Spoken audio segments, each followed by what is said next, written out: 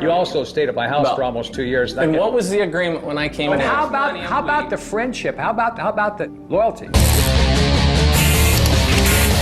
Coddington has designed hot rods for ZZ Top and Eddie Van Halen, and today he runs a company with 70 employees. On February 28, 2008, a hospital in Whittier, California, dropped a bombshell that shook the entire automotive world. Boyd Coddington, the undisputed king of hot rods, was dead at just 63 years old. The official press release was pretty standard medical talk. It said he went in for a routine surgery, hit some unexpected complications, and his body just couldn't fight it off. But if you think that's the whole story, you don't know Boyd. The real story of what happened to the man who built the American hot rod empire doesn't start in a hospital room. It starts decades earlier in the backwoods of Idaho. It winds through the immaculate streets of Disneyland, blows up in a California machine shop, and crashes spectacularly in a corporate boardroom after a disastrous stock market IPO. To actually understand his downfall, you have to look at the legendary designer who walked out on him, a bizarre legal battle that reads like an ancient philosophical paradox, and a reality TV show that his closest friends swear completely ruined his reputation.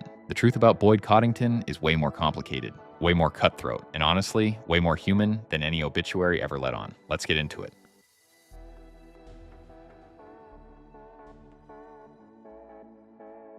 Boyd was born in 1944 and grew up in Idaho, totally obsessed with car magazines. By the time he was just 13, he'd already traded his way into his very first ride, a 1931 Chevy truck.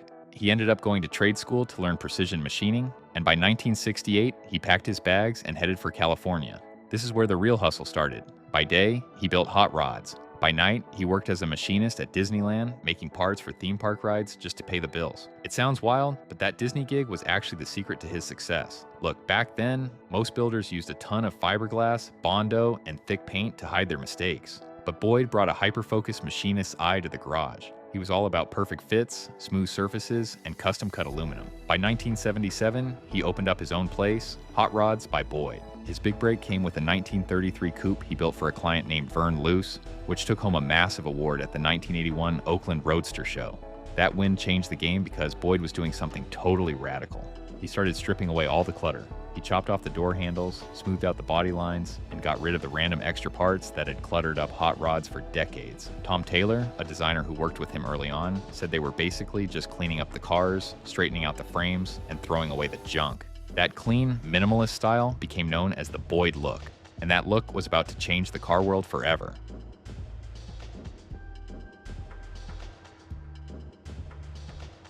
By the late 1980s and early 90s, Boyd was on absolute fire, cranking out legendary cars with wild names like the Boydster, the Smoothster, and the Chezoom.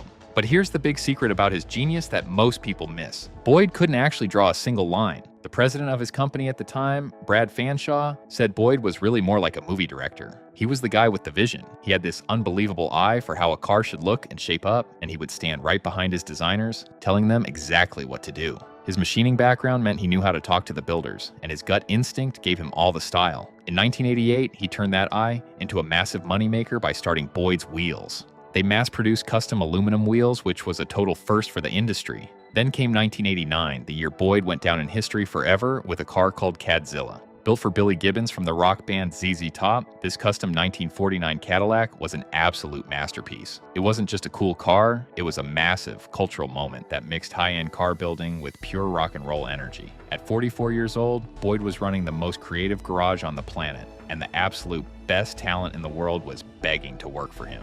His crew included a young Jesse James, who later admitted that Boyd completely changed the game by demanding old-school metal shaping instead of cheap fiberglass. It also included Chip Foose, who spent 7 years as Boyd's star designer. When you throw in Larry Erickson, the guy who went on to design the Ford Mustang, it becomes pretty clear. In its golden years, Boyd Coddington's shop wasn't just a garage. It was an elite school for the next generation of American car design, and Boyd was the principal.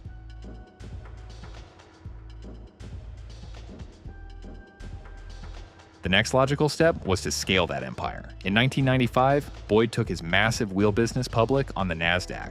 On paper, it looked like a stroke of genius, but transitioning from a custom craft shop to a corporate entity quickly turned into a nightmare. By 1997, after a multi-million-dollar factory expansion backfired, sales collapsed. The board of directors forced Boyd out as CEO, and by January 1998, the company filed for bankruptcy with $15 million in debt. The financial fallout was brutal, but the human fallout was catastrophic. As the shop crumbled, Boyd's lead designer, Chip Foose, walked out the door. He didn't go alone. He took a massive chunk of Boyd's elite talent with him, including legendary painter Charlie Hutton, to launch Foose Design. Foose went on to build his own massive empire and star in the hit show Overhaulin', effectively replacing his former boss as the most famous designer in America. The bad blood between them never truly healed. Boyd felt Foose abandoned him at his absolute lowest point, while Foose's camp felt Chip had been the real creative engine behind the Boyd look all along, while Boyd took all the credit. Boyd scrambled to pick up the pieces, restructuring the business under his son's name to bypass the wreckage, but the damage to his reputation was already done. The bankruptcy left dozens of small hot rod shops and independent suppliers completely unpaid. While the corporate world moved on, the tight-knit hot rod community found that betrayal incredibly hard to forgive.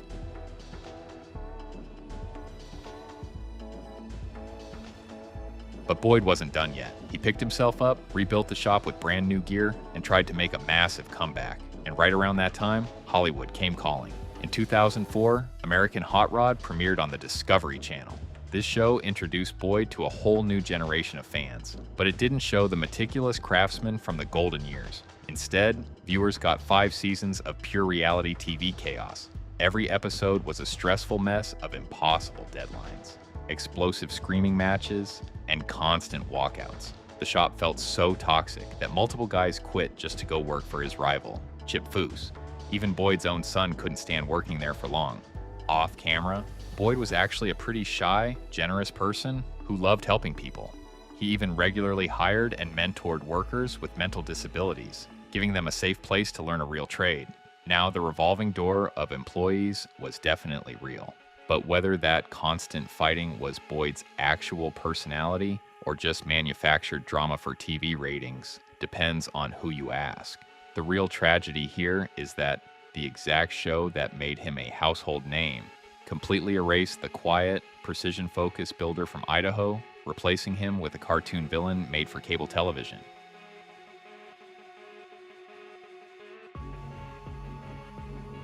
But right before the reality TV fame hit, Boyd got tangled up in a sketchy legal battle that showed just how desperate he was to keep his new business afloat. He started doing something that a lot of custom builders were doing at the time. He was taking brand new, completely custom-built cars and registering them as antique classics. Why? To skip out on expensive taxes and strict California smog laws. The California DMV didn't find it funny. In 2004, they launched a massive crackdown on fraudulent registrations and put a giant target right on Boyd's shop.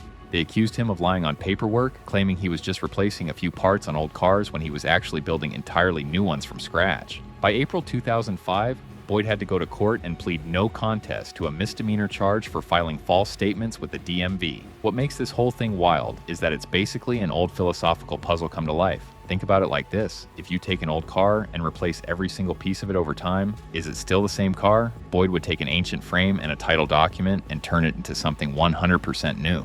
The state of California basically looked at his cars and said, yeah, you replaced way too much stuff for us to call this an antique. Boyd definitely wasn't the only guy playing this game, and plenty of builders argued that the state laws just didn't make sense for custom cars. But because Boyd was the biggest name in the business, the state made an example out of him.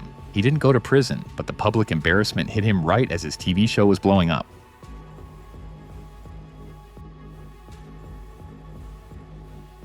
By late 2007, American Hot Rod was rolling into its 5th season. But behind the scenes, Boyd was running out of gas. He was 63 years old and had been dealing with diabetes for a long time. It is a brutal condition that makes every other health issue worse, slowly wearing down your heart, immune system, and kidneys over the years. On New Year's Eve of 2007, Boyd was rushed to the hospital. He actually got to go home a short time later, but just a few days into the new year, he was readmitted to Presbyterian Intercommunity Hospital in Whittier, California. He had to undergo major surgery for a perforated colon, which means a hole had torn open in his intestinal wall. Even for a perfectly healthy person, that is a terrifying, life-threatening emergency. But for a long-term diabetic like Boyd, it was a recipe for disaster. Diabetes ruins your circulation and blocks your body's ability to heal or fight off infections. Doctors initially thought he would make a full recovery, but Boyd's body just couldn't bounce back from the massive abdominal operation. He developed sepsis, a horrific condition where the body's immune system goes into overdrive trying to fight an infection and accidentally starts destroying its own organs. To make matters worse, his kidneys began to fail, leaving his body unable to filter out waste or balance fluids. At 6:20 a.m. on February the 27th, 2008, Boyd Coddington passed away at 63 years old. Without its leader, the empire couldn't survive. On June 20th, 2008, less than 4 months after Boyd took his final breath, his legendary hot rod shop closed its doors forever.